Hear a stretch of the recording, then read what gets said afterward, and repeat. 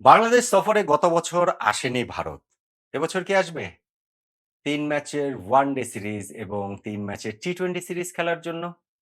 গত বছর রাজনৈতিক বাস্তবতায় যেই সফরটি ভারত স্থগিত করেছিল, এই বছর প্রতিশ্রুত সেই সফরটি কি তারা করবে কিনা? এবং সেইখানটাতে লাভ কি শুধু বাংলাদেশের? ভারতের কি লাভ নাই? এইখানে হিসাব নিকাশে কি ভারত কিছুই পাচ্ছে না এই সফরটা থেকে? এই সবকিছু মিলিয়ে আলোচনাটা করছি এবং সত্যিকার অর্থে এই সফর হওয়ার, বাংলাদেশ ভারত এই সিরিজ হওয়ার, ক্রিকেট প্রেমীরা যেই সিরিজটা দেখার জন্য মুখিয়ে রয়েছেন, সেই সিরিজ হওয়ার সম্ভাবনা কতটা? সবকিছু মিলিয়ে একটু কথা বলতে চাই। দেখুন, বিশ্ব ক্রীড়াঙ্গনে এই মুহূর্তে একটা হট টপিক হচ্ছে গিয়ে ফিফা, যারা ফুটবলটাকে বিক্রি করে দিচ্ছে। ফুটবলের আত্মা বিক্রি করে দিচ্ছে। বিশ্বকাপ ফুটবল তারা বেচে দিচ্ছে। জিয়ান্নি ইনফান্তিনো তাদের যে ফিফা প্রেসিডেন্ট, ফুটবলটাকে একটা ব্যবসায়িক পণ্যে পরিণত করেছেন এবং সেইটার প্রতিবাদে ইউরোপের সকল দেশ, উয়েফার সকল দেশ ফিফাকে বয়কট করেছে। ওয়ার্ল্ড কাপও মানে ফিফা আয়োজিত সকল টুর্নামেন্টই তারা বয়কট করবে। আপনি যদি এটাকে দীর্ঘায়িত হয়ে ধরতে পারেন, ৪ বছর পরে বিশ্বকাপে ইউরোপের কোন দেশ থাকবে না। সে বিশ্বকাপ হওয়ারই কথা ধরেন ইউরোপে। ফলে এটা তো আর হবে না। এশিয়ার দেশগুলো তাদের আপত্তি জানিয়েছে, কনকাকাফ আপত্তি জানিয়েছে। ফলে আল্টিমেটলি ইনফান্তিনোকে এই জায়গা থেকে সরে আসতে হবে ফিফার এই ফুটবল বিক্রি করে দেওয়ার হিসাব নিকাশ থেকে। ক্রিকেটের আলোচনায় বাংলাদেশ ভারতের এই সফরের আলোচনায় আমি ফুটবলটাকে নিয়ে আসলাম কেন? কেননা ধরেন হচ্ছে গিয়ে ক্রিকেটেও অনেক ক্ষেত্রে ভারতের খবরদারি, ভারতের মাস্তানি, ভারতের রংবাজি, আইসিসির উপরে তাদের প্রভাব এগুলো নিয়ে ব্যাপক আলোচনা হয়। ট্রু, এইখানটাতে ইনফান্তিনো যেরকম ফুটবলের মধ্যে মানি ইনজেক্ট করার জন্যই এত কিছু করেছেন, ক্রিকেটেও এই মানি জেনারেট করার একটা বড় টুলস হচ্ছে গিয়ে ভারত। খুব বড় একটা জায়গা, সবচেয়ে বড় একটা জায়গা। ধরেন ওয়ার্ল্ড ক্রিকেট ইকোনমির মোর দ্যান 80% মোর দ্যান 85% সেটা হচ্ছে গিয়ে ভারতই জেনারেট করে। কিন্তু প্রশ্নের যে জায়গা সেটা হচ্ছে গিয়ে অন্যান্য ক্রিকেট খেলুড়ে দেশগুলো তো থাকতে হবে। অন্যান্য ক্রিকেট খেলুড়ে দেশগুলোকে তো একটা আছে না? মানে সবার একটা আপনার ক্রিকেটীয় সংস্থা আইসিসি তার অধীনে যখন হবেন তাদেরকেও তো সেই সুযোগ সুবিধাটা সমানভাবে দিতে হবে। তা যদি না হয় তাহলে ধরেন ভারত এ দল, ভারত বি দল, ভারত সি দল, ভারত ডি দল, ভারত ই দল এরকম করে ভারতের ২৬ টা দল, ২৬ টা লেটার নিয়ে তারা তৈরি করে তারাই একটা ওরকম সিরিজ আয়োজন করলেই তো হয়। সেটা তো আর সম্ভব না। তখন কি এত টাকা ভারত উৎপাদন করতে পারবে? এরকম মানি জেনারেট করতে হবে? সেটা তো আর পারবে না। ফলে ওই জায়গাটাও আমার কাছে মনে হয় যে অন্যান্য দেশগুলোর ক্ষেত্রেও ইকুয়াল সুযোগ সুবিধা দেয়ার কথা বলুন, ওইগুলা খুব গুরুত্বপূর্ণ। আমি এটা বলছি এই কারণে যে ভারত যদি বাংলাদেশ সফরে আসে তাহলে বাংলাদেশ ক্রিকেট বোর্ডের কোষাগার স্ফীত হয়ে যাবে। অনেক টাকা বাংলাদেশ ক্রিকেট বোর্ডের হবে। ভারত যেই দেশে সফর করুক তাদেরকে যারাই হোস্ট করুক তাদের অনেক টাকা হয়। এটা যেমন সত্যি কথা, ঠিক তেমনিভাবে ওই দেশগুলারও তো প্রয়োজন, ওই দেশগুলোকেও ভারতের আসলে প্রয়োজন। তা নাহলে তো ভারতরা নিজেরা নিজেদের মধ্যেই খেলতে পারে। বিষয়টা তো আর ওরকম হবার কথা নয়।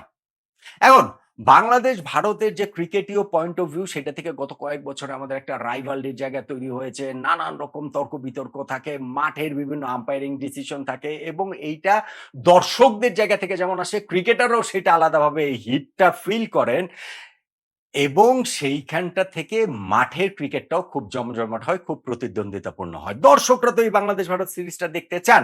এখন সেই সিরিজ দেখার পথে বাধা কোন জায়গাটা? বাধা কোন ক্রিকেটীয় জায়গা না। বাধা হচ্ছে স্পোর্টিং জায়গা না, বাধা হচ্ছে রাষ্ট্রীয় জায়গা। এবং সেইখানে রাজনৈতিক বাস্তবতাটা হচ্ছে গিয়ে খুব গুরুত্বপূর্ণ। গত বছর ভারতে যে বাংলাদেশ সফরে আসার কথা ছিল তার কয়েক মাস আগে থেকে আমি ভিডিও করেছি। এখনো মনে আছে, আপনারা গিয়ে দেখতে পারেন। আমি বলেছি যে ভারত বাংলাদেশে আসবে না। রাজনৈতিক বাস্তবতায় আসবে না। ওই অন্তর্বর্তীকালীন সরকারের সঙ্গে ভারতের সরকারের যে সম্পর্কটা ছিল সেই সম্পর্কে মাথায় নিয়ে ভারত বাংলাদেশ সফরে আসবে না। এবং আমরা পরবর্তীতে দেখেছি যে বাংলাদেশ ক্রিকেটটা, আমি দেশ হিসেবে বাংলাদেশ কি করেছে সেই আলোচনা এখানে নাই বা করলাম। কিন্তু ধরেন বাংলাদেশ ক্রিকেটটা যে পাকিস্তানের পকেটে ঢুকে গিয়েছিল সেটা নিয়ে কোনো ডাউট আছে?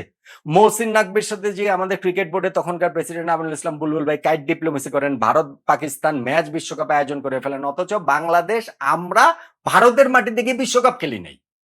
ভাই, ইরান আর যুক্তরাষ্ট্র যুদ্ধ চলছে এবং সেই যুদ্ধটা মোটামুটি একতরফা যুদ্ধ। যে যুক্তরাষ্ট্র হামলা করছে ইরানে, আরো অনেক পক্ষ রয়েছে, কিন্তু ইরান গিয়ে যুক্তরাষ্ট্রের মাটিতে বিশ্বকাপ খেলে এসেছে, অনেক রকম সীমাবদ্ধতা মাথায় নিয়েও খেলে এসেছে। বাংলাদেশ ভারত তো আর যুদ্ধ চলছিল না, কিন্তু আমরা টি-20 বিশ্বকাপ খেলতে ভারতে যাইনি।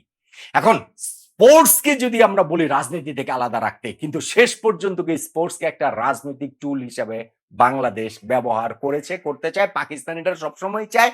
ফলে এইখান থেকে আমি মনে করি যে পাকিস্তানের পকেটে যে বাংলাদেশ ক্রিকেট বোর্ড ঢুকে গিয়েছিল সেটা থেকে বেরিয়ে আসার একটা সুযোগ ভারতও এই জায়গাটা থেকে নিতে পারে যে বাংলাদেশ ভারত সফরটা আয়োজনের মাধ্যমে ক্রিকেট কূটনীতিতে বাংলাদেশ ভারত সবসময় আসলে বন্ধু। সেই বন্ধুত্বপূর্ণ জায়গাটা আবারও ঝালাই করে নেয়ার জন্য এটা খুব গুরুত্বপূর্ণ।